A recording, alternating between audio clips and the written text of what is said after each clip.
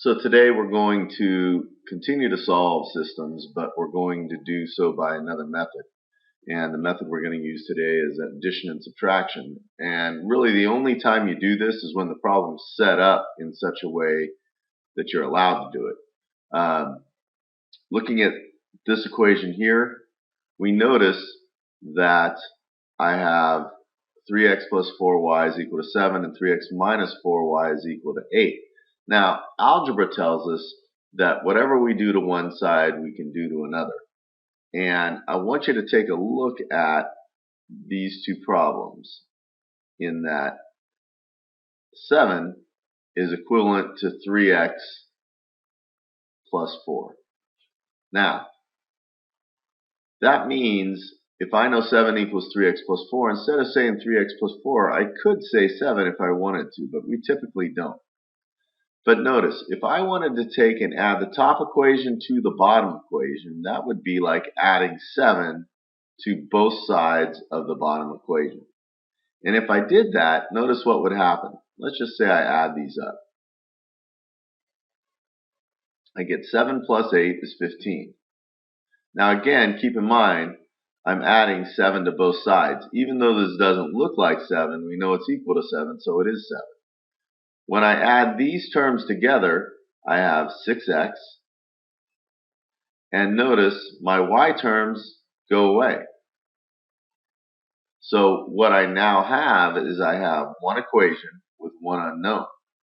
And that allows me to solve for x in this case. So what I've done here is I'm going to say I solved this problem by addition. I noticed I had two of the same terms that were opposites. I added them up, and I could do so because I'm like adding the same number to both sides of the bottom equation and getting one variable. Therefore, if I divide by 6 on both sides, I get x equals, 3 goes into each of these, 5 times on the top, 2 times on the bottom, and I get x equals 5 halves. If I want to find y, I have to plug this back into either of the two equations, and it doesn't matter which one. I'll do the top, so I get 3 times 5 halves plus 4y is equal to 7. It's 15 over 2 plus 4y equals 7. Clear the fraction by multiplying by 2, giving me 15 plus 8y is equal to 14. Subtract 15 to both sides.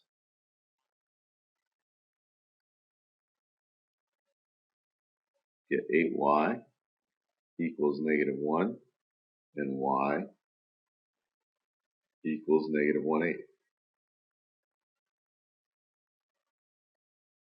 So my ordered pair is 5 halves and negative 1/8. And because this is kind of odd, we've gotten a lot of integers lately, let's just take and check this. So I'll take 3 times 5 halves plus 4 times negative 1/8 and hope that is equal to 7. That's 15 over 2 plus negative 4 over 8, which is like negative 1 over 2, plus 15 over 2 is 14 over 2, which is equal to 7. So that checks.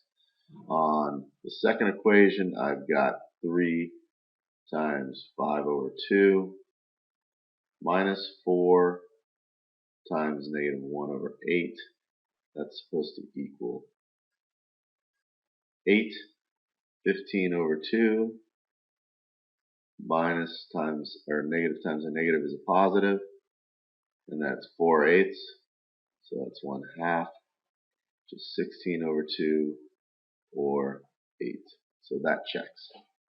So again, if I want to take and solve these systems by addition, I'm going to need two equations such that I have opposites within those two equations, and then I add the two equations together. You'll see in this case that's exactly what I have. I have two equations, with opposites within those two equations, I know that 12 is equal to 5x plus 3, so 5x plus 3 really represents 12. If I want to add these two equations to each other, I would get a total of 27 and 9x, because the 3y's go away, divide by 9 to both sides, get x equals 3, substitute back